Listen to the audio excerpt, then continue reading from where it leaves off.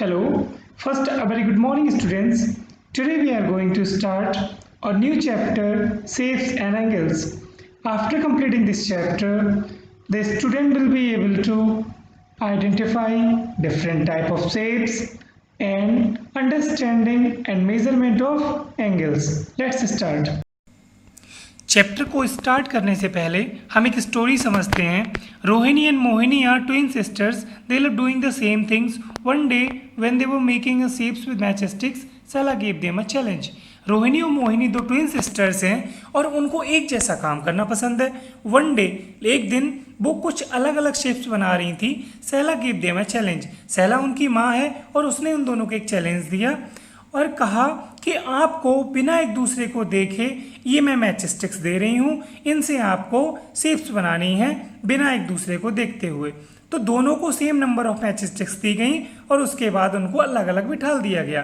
तो रोहिणी मोहिनी कहते हैं oh that is so simple and they started doing their work. Rohini made the shape. Rohini ने ये शेप बनाई और इसके बाद Mohini is it a close shape और एन ओपन शेप. तो मोहिनी बोलती है अच्छा ये बताओ ये क्लोज शेप है या ओपन शेप है.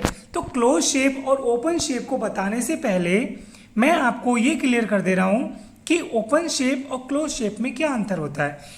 कोई भी ऐसी शेप जो कि आपकी बंद होती है चारों तरफ से, like this is the triangle. तो ये ट्रायंगल जो है वो तीनों तरफ से क्या है, बंद है. इसी तरीके से अगर मैं ये बनाऊं एक शेप, ये तो ये भी क्या है, चारों तरफ से बंद है, तो ये भी बंद शेप है. It is a close shape. इसी तरीके से अगर आप बात करें ये that is a pentagon and it is also a close shape. So on the same behalf हमारे पास ये शेप है एक, ये और ये. तो ये भी किस तरीके की शेप हुई, it is a close shape. अब अगर ये क्लोज शेप है तो ओपन शेप क्या होती है. तो ओपन शेप के लिए ऐसी कोई भी शेप जो कि चारों तरफ से या किसी भी साइड से खुली होती है, लाइक दिस.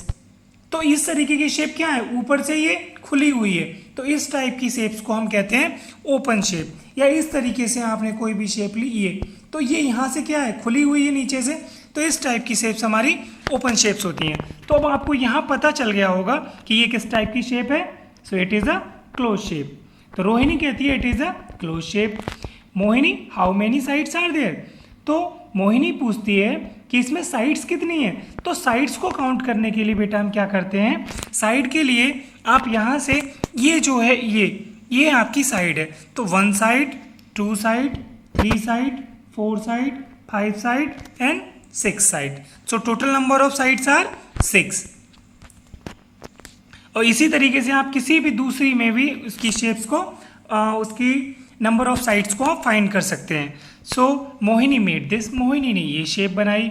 और मोहिनी ने शेप बनाई तो पहले मुझे ये बताइए it is a close shape और open shape. Yes, it is also bounded by all the sides. So it is a close shape. And how many sides it have. So 1 2 3 4 5 6. So it have 6 sides. So इसके बाद हम आगे बढ़ते हैं और आगे बढ़ने के लिए now give the answers. Is it a close shape. तो अभी मैंने बताया yes it is a close shape. Does it have 6 side. So yes it also have a 6 side. But it is not the same as the one made by Rohini. So Mohini tried again. लेकिन हुआ क्या, both shape दोबारा से मोहिनी और रोहिणी की दोनों एक जैसी नहीं थी. तो क्या किया, मोहिनी ने फिर से एक शेप बनानी स्टार्ट की. फिर उनने उन 6 मैच स्टिक्स को लिया और ये एक शेप बना के रखी. अब इसको देख के बताइए क्या ये भी आपकी ओपन शेप है, क्लोज शेप है. तो yes it is also a close shape. इसके बाद आगे बढ़ते हैं. Is it a close shape with 6 sides. Yes it is a close shape. Is it the same as the one made by Rohini. No, it is not the same. Is there some way to say in what way these shapes are different. तो किस तरीके से आप कह सकते हैं कि same number of side same है but the shapes are different. Mohini tried again but got different shapes guess the make 2 more shapes Mohini could have made। इसी तरीके से आप हेल्प कीजिए वो उसको डिफरेंट टाइप की शेप्स बनाने में with the help of this match sticks. Mohini is now tired of trying and asked Saila what to do. Mohini बहुत थक गई और इसके बाद सैला से बोली अब क्या करना चाहिए। If you ask for the angles that the match sticks make at the corners you can do it. अगर तुम्हें एंगल्स फाइंड करने हैं with the help of match sticks तो आप उसके कॉर्नर को देख सकते हो और आप उसको चेंज करके किसी भी तरीके की डिफरेंट शेप्स को बना सकते हो। Oh so let's us look for the angles. ठीक है, अब मैं एंगल्स को देखती हूँ। तो यहाँ पर सबसे पहले देखो, जब भी आपकी दो साइड एक दूसरे के ऊपर प्रोजेक्ट करती हैं तो वहाँ पर एंगल फॉर्म होता है। तो यहाँ पर ये जो आप देख रहे हो ये, तो यहाँ पर ये आपका एंगल हुआ, ये भी एक एंगल हुआ, ये भी एक एंगल हुआ, यहाँ भी एक एंगल हुआ और ये भी एक एंगल हुआ। इसी तरीके से इसमें हमारा एक एंगल ये है, दूसरा एंगल ये है, थर्ड एंगल ये है, फोर्थ एंगल ये है, फिफ्थ एंगल ये और सिक्स एंगल ये है। तो इसी तरीके से आप इन एंगल्स को चेंज कर दीजिए और इसके बाद आपको अलग अलग डिफरेंट टाइप की शेप्स मिलती रहेंगी। See how the matchsticks make a small angle, a big angle and a bigger angle. Now we are discussing about the different type of. Now we are talking about the shapes. Shapes are of two types. One is 2D shape and second is 3D shape. 2D और 3D shapes में दोनों में बस केवल एक dimension का अंतर होता है। इसमें 2 डायमेंशंस होती हैं और इसमें 3 डायमेंशंस होती हैं। अब आपको समझ में आ रहा होगा कि अभी डायमेंशन क्या होता है। तो डायमेंशन का मतलब अभी आपको क्लियर हो जाएगा। ये होती है 2D शेप्स। 2D शेप्स में circle, square, rectangle, triangle, pentagon, hexagon.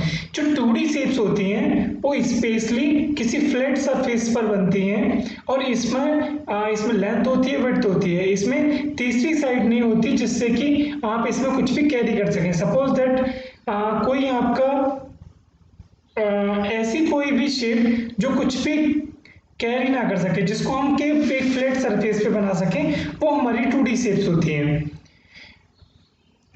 इसी तरीके से 3D शेप्स की अगर हम बात करें तो 3D शेप में तीसरी डायमेंशन आ जाती है, दिस इज हाइट। यहाँ पे लेंथ है, विड्थ है और हाइट आ गई। तो यहाँ पर तीसरी डायमेंशन यहाँ से देखिए 1, 2 एंड थर्ड इज 3। तो ये टोटल डायमेंशन 3 हो जाती हैं। इस वजह से इसे 3 डायमेंशनल शेप कहते हैं। ये क्यूब है और ये क्यूबॉइड है। दोनों में केवल इतना अंतर है, यहाँ पे लेंथ, हाइट और विड्थ ये तीनों इक्वल होते हैं तब इसको क्यूब बोला जाता है, और जब ये तीनों अनइक्वल हो जाते हैं तब इसको हम कहते हैं क्यूबॉइड। ये सिलेंडर होता है और ये कोन होता है। इसके बाद हम एंगल्स के बारे में पढ़ेंगे। तब तक के लिए इतना ही और आने वाली वीडियो का वेट कीजिएगा। मैं कल आपको नेक्स्ट वीडियो स्टार्ट करूंगा। थैंक यू बच्चों।